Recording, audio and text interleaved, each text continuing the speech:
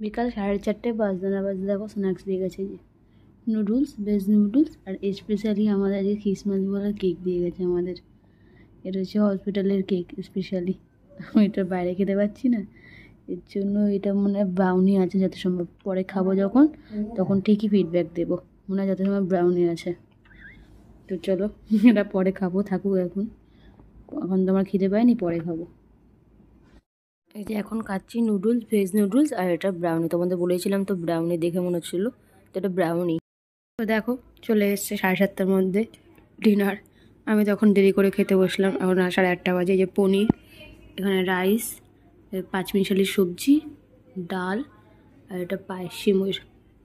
তো এটা হচ্ছে আমার রাতের ডিনার। তো আমি এখন আস্তে আস্তে খেতে লাগি, খেতে খেতে মুভি দেখি।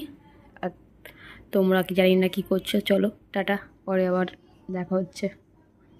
খেয়ে নিয়ে আমি তো সিলিংয়ে লাইট ফাইট বন্ধ করে নিয়েছি, একটু শোয়ার চেষ্টা করব।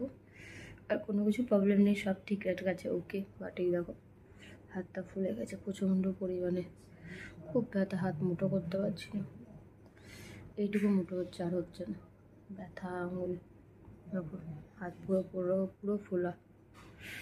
যাই না কতদিন সহ্য করবো, এই পা হাতটাই গেছে, আর সব ঠিক আছে, ওকে।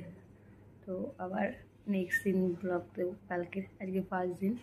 তো চলো সবাইকে গুড নাইট, টাটা। আবার কালকে ঘুম থেকে উঠে ব্লগ হবে। তো পাশে থেকো, সঙ্গে থেকো, টাটা।